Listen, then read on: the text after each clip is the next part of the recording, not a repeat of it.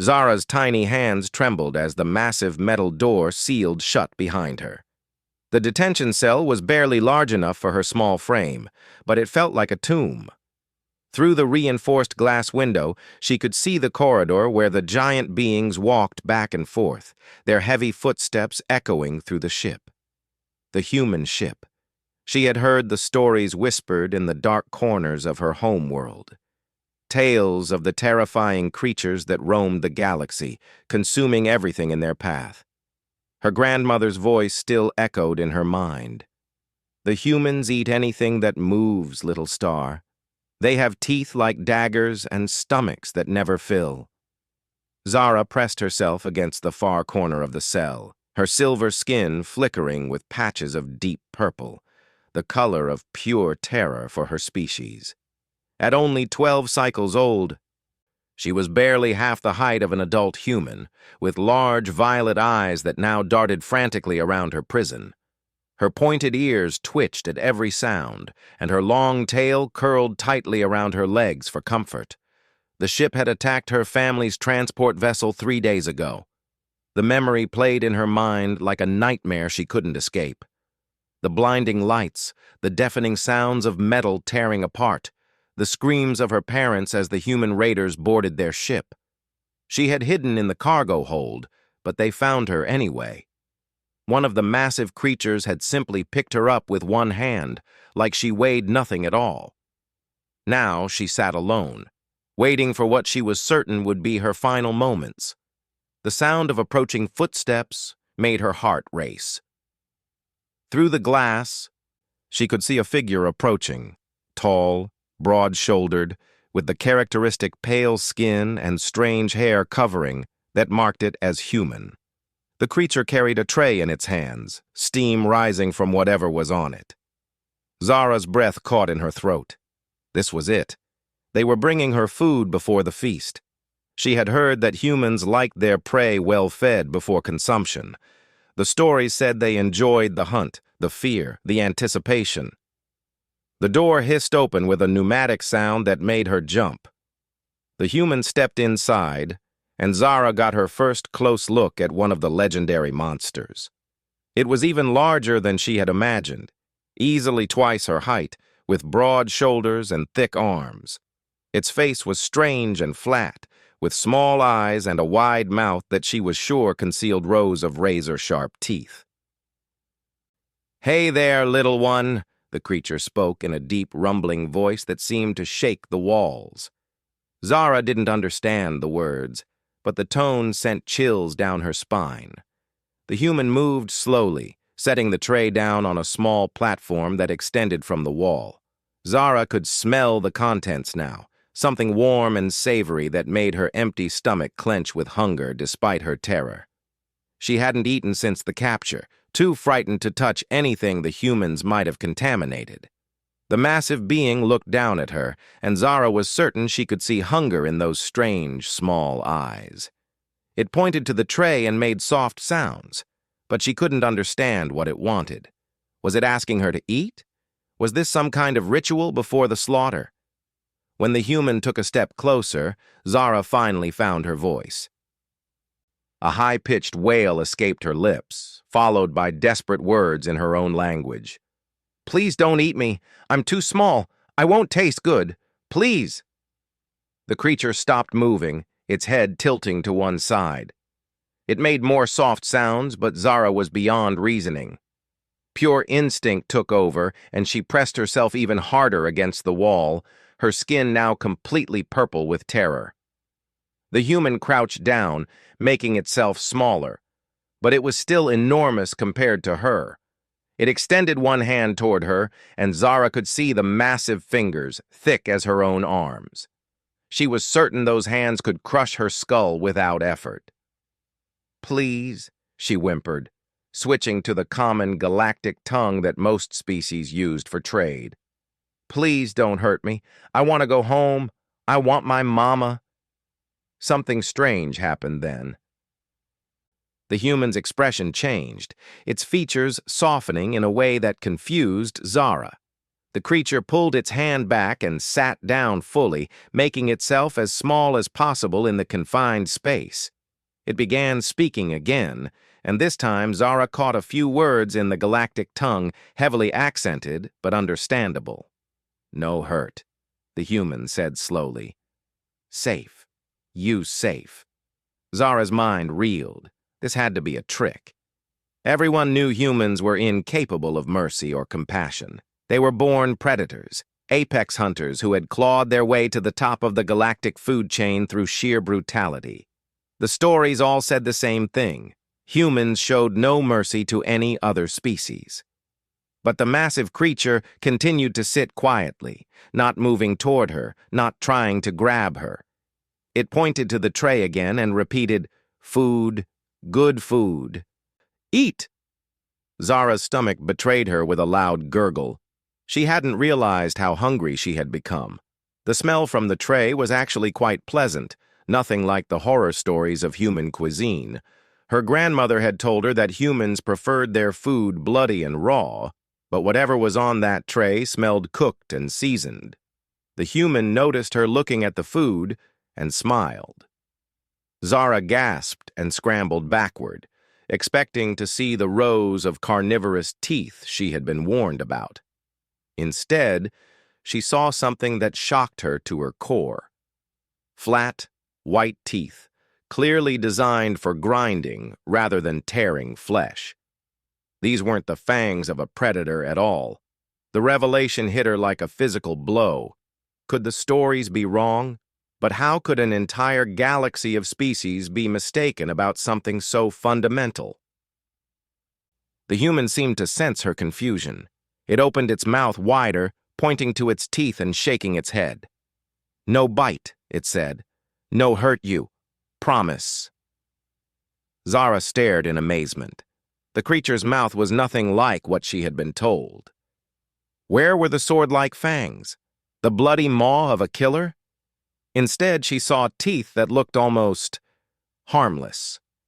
The human reached for the tray and took a small portion of the food, some kind of grain with vegetables mixed in. It ate slowly, showing Zara that the food was safe, that it wasn't poisoned or contaminated. Then it pushed the tray closer to her, still maintaining its distance. "Hungry?" the human asked, and somehow the word translated clearly in her mind. Zara's rational mind warred with a lifetime of conditioning. Everything she had been taught told her this was a trap, that humans were incapable of kindness. But her eyes showed her a creature that seemed genuinely concerned for her welfare, offering her food and trying to communicate peacefully. Her stomach growled again, louder this time, and the human's expression grew even more concerned. It pointed to itself and said, "Marcus." Then it pointed to her with a questioning look. A name. The monster was telling her its name and asking for hers. In all the stories, humans were mindless beasts, incapable of language or civilization. Yet this one spoke multiple languages and seemed to have a name, an identity. "Zara," she whispered, barely audible. The human, Marcus, smiled again, that strange, harmless expression that should have been threatening, but somehow wasn't. "Hello, Zara," he said carefully in the galactic tongue. "Nice meet you." For the first time since her capture, Zara felt something other than pure terror. Confusion, yes, and still plenty of fear, but also a tiny spark of something that might have been hope. Maybe, just maybe, everything she had been taught was wrong. Marcus stood up slowly, careful not to make any sudden movements. He pointed to the food again, and then to himself, then to the door. Zara understood. He was leaving so she could eat in peace. As he walked toward the exit, he paused and looked back at her. "You safe, Zara," he said. "Promise. Tomorrow. Talk more." "Yes." The door sealed behind him, leaving Zara alone with her thoughts and the tray of food. The smell was almost overwhelming now, and her hunger was becoming impossible to ignore. But more than that, She was wrestling with questions that challenged everything she thought she knew about the universe. Could the humans really be different from the stories? Could Marcus really mean her no harm? And if the stories about humans were wrong, what else had her people gotten wrong about the galaxy and its inhabitants? As she finally crept toward the tray of food, one thought kept echoing in her mind. Tomorrow she would find out if humans truly were the monsters of legend, or if perhaps the real monsters were the lies she had been told her entire life. Zara woke to the gentle hum of the ship's engines, a sound that had become oddly comforting over the past week. The food Marcus had brought her the night before sat empty on the tray. She had finally worked up the courage to eat it all, and it had been delicious. Nothing like the horrifying meals she had imagined humans would provide. The door chimed softly, and she looked up to see Marcus approaching with another human, a female with long brown hair tied back and wearing what appeared to be medical clothing. Zara's fear spiked again, but Marcus raised his hands in the peaceful gesture she had learned to recognize. "Dr. Sarah," he said, pointing to the woman. "Help you feel better." Zara had been coughing since yesterday, her throat raw and her breathing labored. She knew enough about biology to understand that the stress and fear of the past days had weakened her immune system. Her species was prone to respiratory infections when under extreme duress.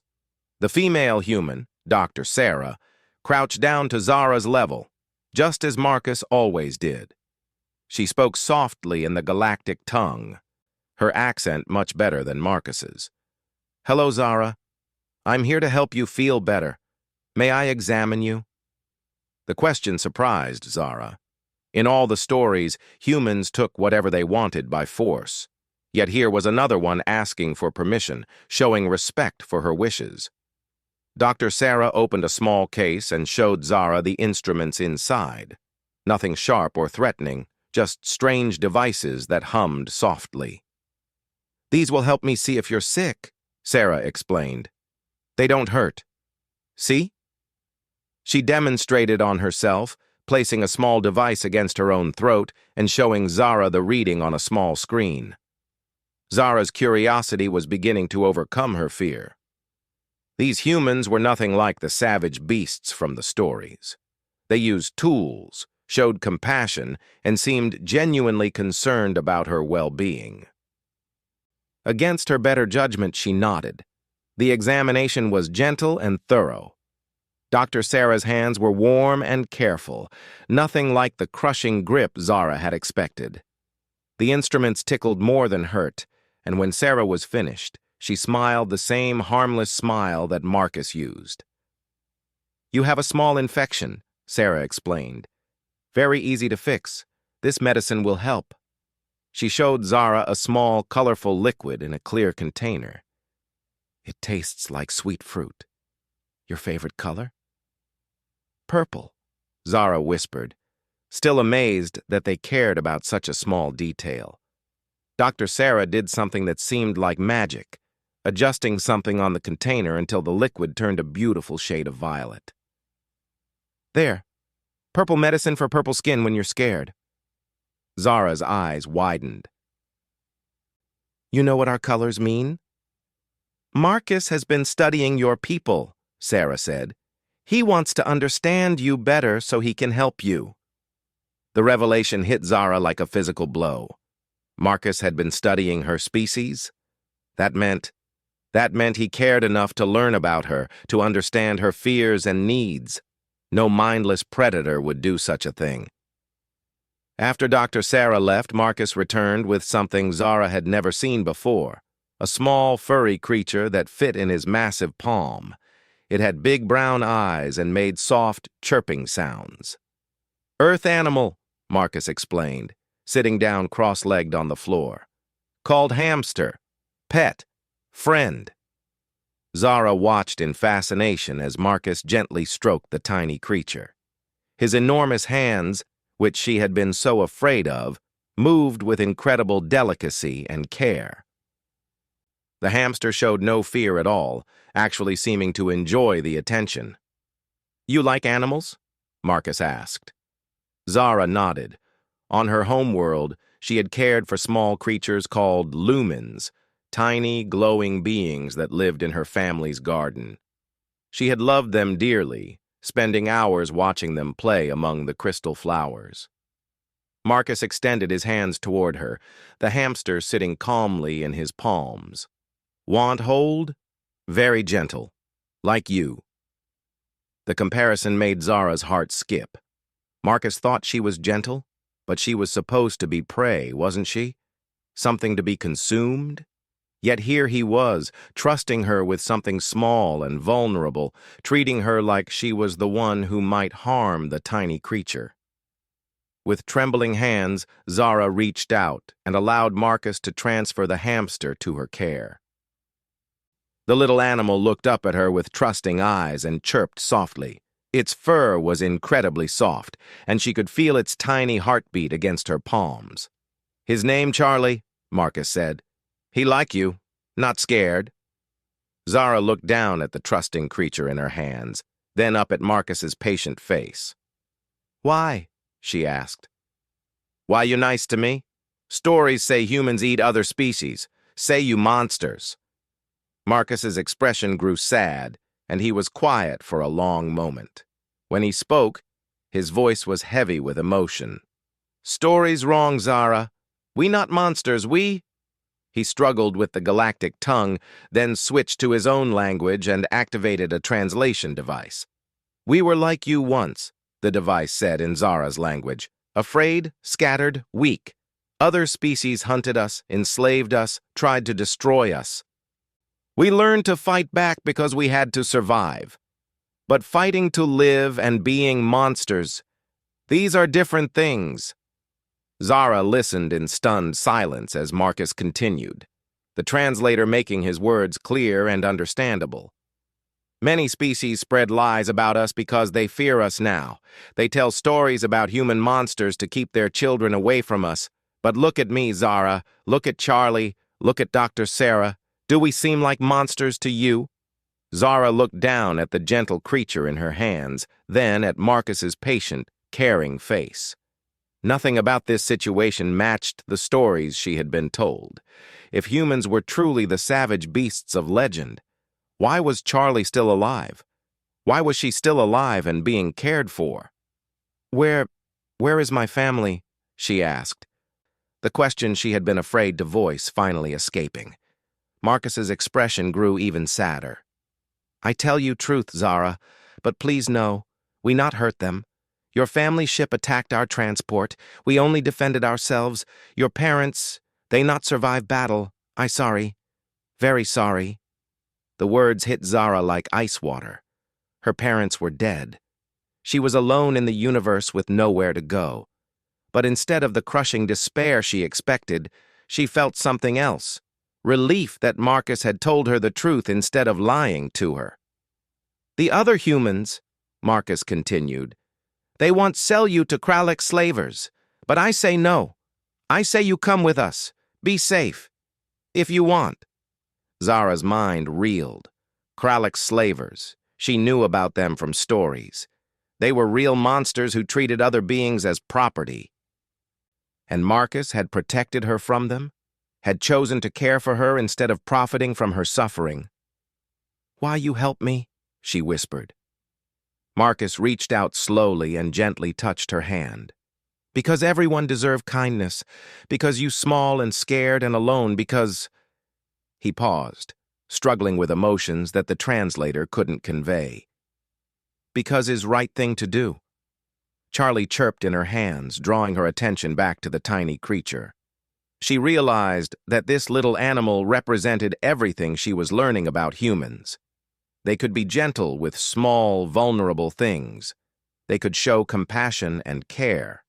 They could choose kindness over cruelty. "The stories about your people," Zara said slowly, "say humans have no hearts. Say you only know anger and hunger." Marcus smiled sadly. "What you think? I have heart?" Zara looked into his eyes and saw something that shocked her. Pain, grief, compassion, love. All the emotions that the stories claimed humans couldn't feel were right there in his face, as clear as the violet in her own skin. "Yes," she whispered. "You have big heart." "Then stories wrong about humans," Marcus said. "Maybe stories wrong about other things, too." As Zara gently stroked Charlie's soft fur, she began to understand the magnitude of what was happening. Her entire world view was crumbling and rebuilding itself. Everything her people had taught her about humans was false. But more than that, if they could be so wrong about humans, what else were they wrong about? "Marcus," she said quietly, "what happened to me now?" "You choose," he replied. "We take you back to your homeworld if you want. Or, you stay with us. Learn about humans. Maybe help us talk to other species. Show them we not monsters." The offer hung in the air between them. Zara could go home to a world that had filled her with lies and fear, or she could stay with these strange, gentle giants and discover what other truths the galaxy had been hiding from her. As she looked at Marcus's patient, hopeful face, she realized that for the first time since her capture, she wasn't afraid. She was curious, and that curiosity was leading her toward a choice that would change everything. 3 months had passed since Zara made her choice to stay with the humans. The cramped detention cell was now a distant memory, replaced by her own small quarters aboard the ship Aurora's Hope. The walls were painted in soft purples and blues, colors that Marcus had learned made her feel calm and safe. Small plants from various worlds grew in carefully tended pots, and Charlie the hamster had his own elaborate habitat in one corner. Zara stood before the communication console on the ship's bridge, her small hands steady as she prepared to make the most important call of her life. The entire human crew watched in supportive silence as she activated the connection to the Galactic Council chambers on Nexus Prime. The holographic display flickered to life, showing the assembly chamber where representatives from dozens of species sat in tiered rows. At the center podium stood Ambassador Thektar, a tall, imposing figure from the hegemony, one of the most powerful coalitions in the galaxy. His 4 arms gestured dramatically as he spoke. "The human menace must be contained," Thektar was saying to the assembled delegates. "Their expansion threatens all civilized species. We have countless testimonies of their savage nature, their insatiable hunger for conquest and consumption. They are a plague that will devour us all if we do not act now." A murmur of agreement rippled through the chamber. Zara could see representatives from her own homeworld nodding enthusiastically. Her heart clenched as she recognized Elder Vexani, the stern matriarch who had told her the most terrifying human stories when she was small. The massive view screen suddenly chimed with an incoming transmission request. Ambassador Thektar looked annoyed at the interruption, but protocol required him to accept communications during open sessions. "What ship dares interrupt these proceedings?" he demanded. The display split, showing both the council chamber and the bridge of Aurora's Hope. Gasps echoed through the assembly as they saw the human crew, but those gasps turned to shocked silence when Zara stepped into view. "My name is Zara of the Twilight Gardens colony," she said, her voice clear and strong despite her nervousness. "I am here to tell you the truth about humans." Elder Vexani leaned forward in her seat, her violet eyes wide with disbelief. "Little Star? But you were killed by human monsters. Your ship was destroyed." "My ship was destroyed," Zara confirmed. "My parents died in the battle, but I was not killed. I was rescued." The council chamber erupted in confused voices. Ambassador Thektar raised his arms for silence. "This is clearly some kind of deception," he declared. "The child has obviously been brainwashed or coerced. Everyone knows humans cannot be reasoned with." Zara felt Marcus's gentle hand rest on her shoulder, giving her strength. "I thought the same thing," she said. I was terrified when they captured me. I believed all the stories. I thought they would eat me." She paused, letting her words sink in, then continued with growing confidence. "But I have lived among humans for 3 months now. I have seen their true nature. The stories we tell our children about human monsters, they are lies." The chamber exploded in outraged voices. Several delegates shouted accusations of human manipulation and mind control. But Zara pressed on, her voice rising above the chaos. "Look at me," she called out. "Look at my skin." Her natural coloring was on full display, soft silver with patterns of gold and pink, the colors of contentment and joy for her species, not a trace of the purple fear response that would indicate distress or coercion. "These are not the colors of someone living in terror," she continued. "These are not the colors of someone being held against their will. I am here by choice, speaking freely, because someone needs to tell you the truth." Elder Vexani stood up slowly. "Little star, what have they done to you? What lies have they filled your head with?" "The only lies I was told were by our own people," Zara replied sadly. "Marcus, show them." Marcus stepped forward, and several delegates instinctively recoiled.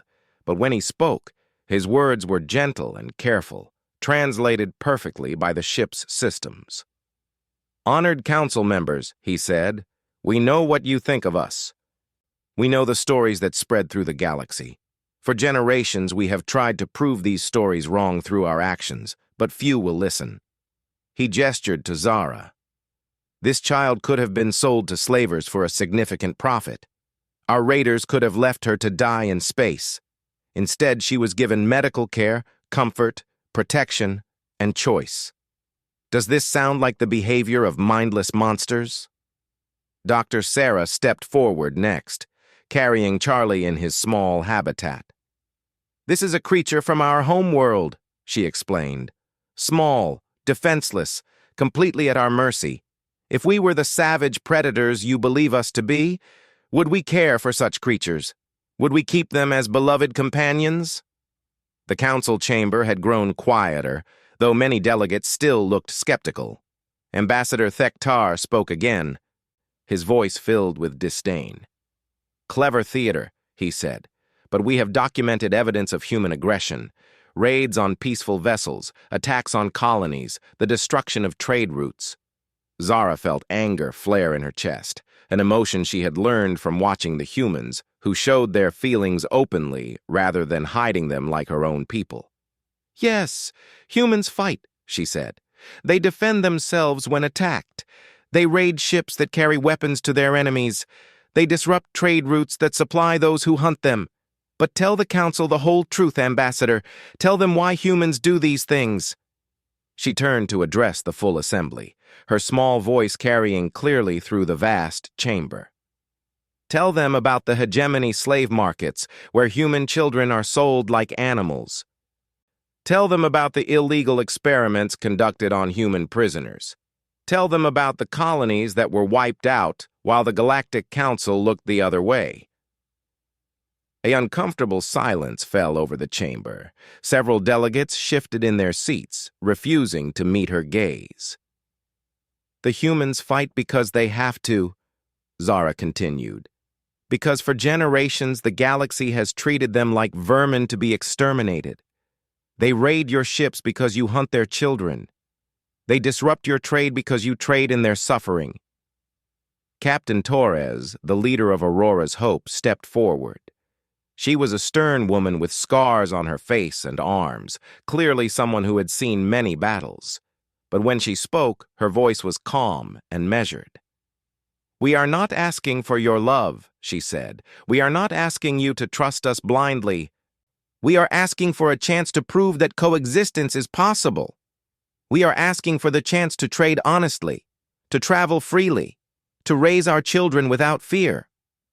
She gestured to Zara. "This child represents that possibility. She has seen us as we truly are, not as your stories paint us. Through her, perhaps others can see the truth as well."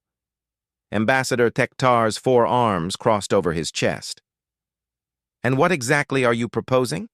Zara took a deep breath, knowing that her next words could change the course of galactic history.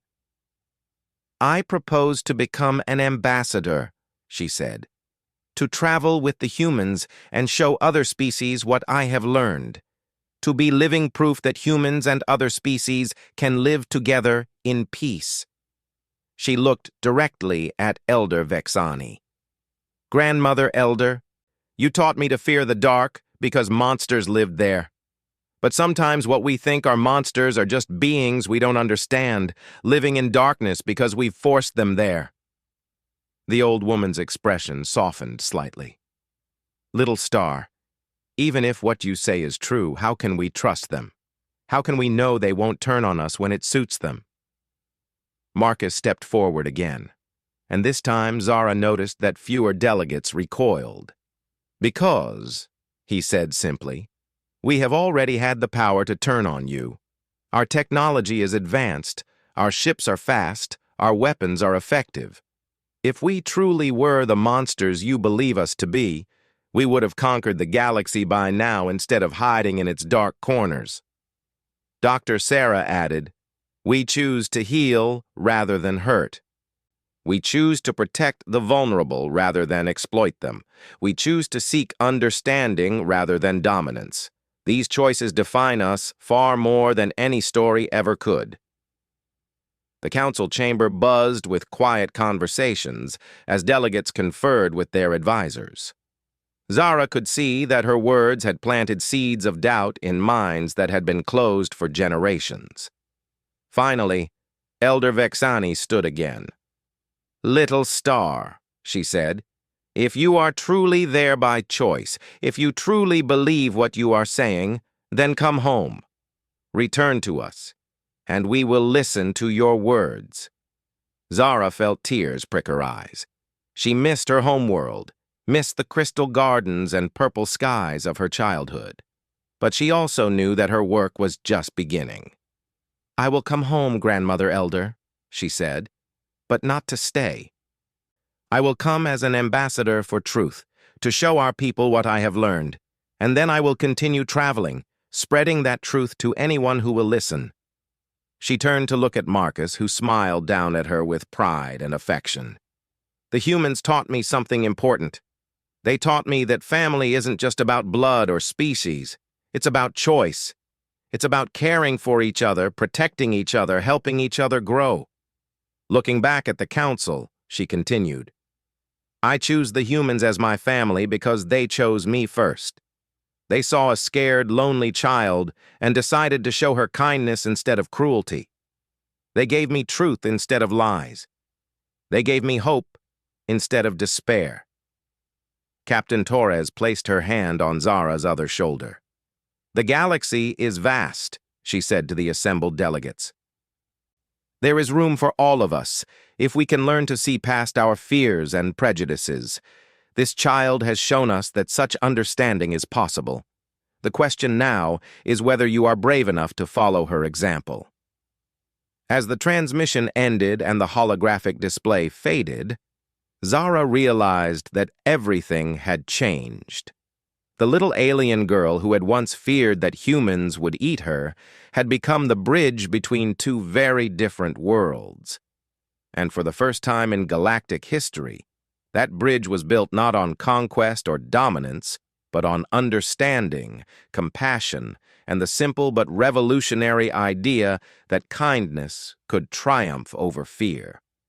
The stars ahead seemed brighter somehow, full of possibilities that had never existed before. And at the center of it all was a small girl with silver skin and a heart full of hope, proving that sometimes the smallest voices could speak the most powerful truths.